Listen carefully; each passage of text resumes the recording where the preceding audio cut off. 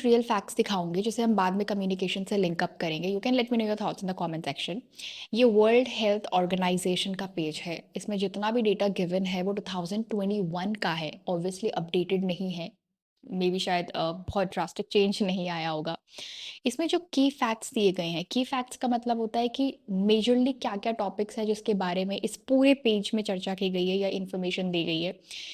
ये जो पहला स्टेटमेंट है, पहला स्टेटमेंट कहता है कि अगर हम पूरी दुनिया को कंसिडर करें तो 10 से 19 का जो एज ग्रुप है अगर हम उसे 7-7 के ग्रुप में डिवाइड करते हैं, 7-7 के ग्रुप में डिवाइड करते हैं, तो हर ग्रुप में एक बच्चा ऐसा मिलेगा जो मेंटली सही नहीं है, मेंटली डिस्टर्ब्ड है, मेंटली इल है या जिसे मेंटल डिसऑर्डर है।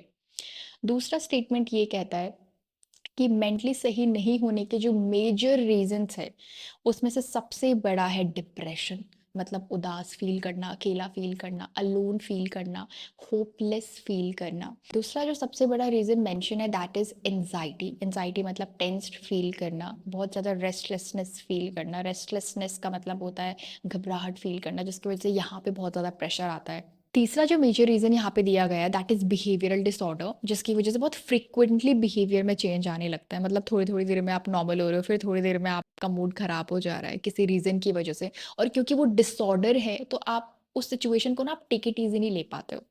और मूड खराब होने पे हम कैसे बिहेव करते हैं, हमारी बॉडी लैंग्वेज कैसी हो जाती है या फिर हम इरिटेट होते हैं, आई थिंक वो पूरा इलैबोरेट करने की ज़रूरत नहीं है। तो usually once in a while हमारा मूड खराब होता है, लेकिन बिहेवियरल डिसऑर्डर में बहुत फ्रिक्वेंटली होता है ये चीज़ें। ठीक है, अब सोचो जिसके साथ ये हो रहा है उसका पूरा दिन कैसे जा रहा होगा। आपने देखा होगा, फील किया होगा कि जब मूड खराब होता है या फिर हम खराब मूड में होते हैं तो यूजुअली हमारी बॉडी लैंग्वेज में दिखता है ना वो। और जिसकी वजह से मुझे लगता है जो बाकी लोग हैं वो हमसे उल्टा ही बिहेव करते हैं without even showing that concern कि I you okay, why you behaving like this. Fourth जो मेजर की पॉइंट यहाँ पे दिया गया है, oh my god that shook me to the core. आप फिगर आउट ही नहीं कर पा रहे हो कि where the real problem lies. अब अगर आप इस पूरे पेज को ध्यान से देखोगे तो यहाँ पे बहुत सारे कॉन्सिक्वेंसेस दिए गए हैं कि मेंटल हेल्थ प्रॉब्लम की वजह से लोग ड्रग ले रहे हैं, सुसाइड कर रहे हैं, ईटिंग डिसऑर्डर हो रहा है, इमोशंस कंट्रोल नहीं कर पा रहे हैं, फ्रीक्वेंट इमोशनल इंटॉलरेंस लोग फेस कर रहे हैं, बच्चे स्कूल जाने से डिनाई कर रहे हैं, लोग इस डिसऑर्डर में खुद को आइसोलेट करने की कोशिश करते हैं। लेकिन कहीं पर भी ये मेंशन नहीं किया गया है कि उनको बोलना पड़ेगा कि उनको रियल में प्रॉब्लम कहाँ आ रही है।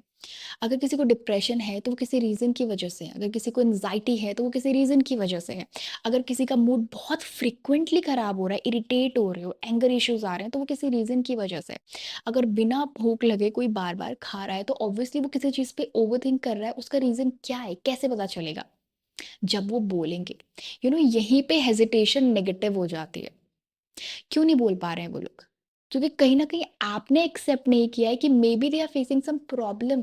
शायद कुछ ऐसा है जो वो अकेले सॉल्व नहीं कर पा रहे हैं।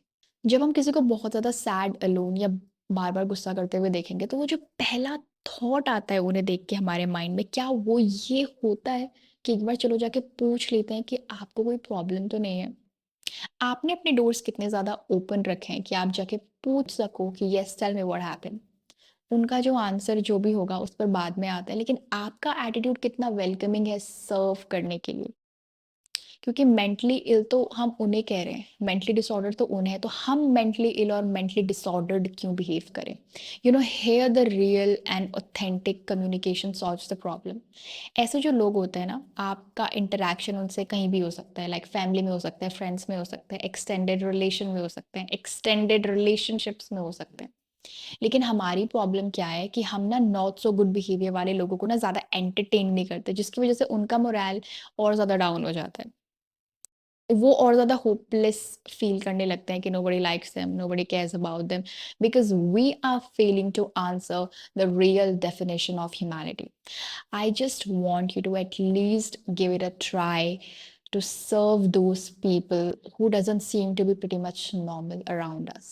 That's why I believe that communication is an expensive skill. Thanks for watching. See you in the next video. Signing off, Miss Amira Jyoti.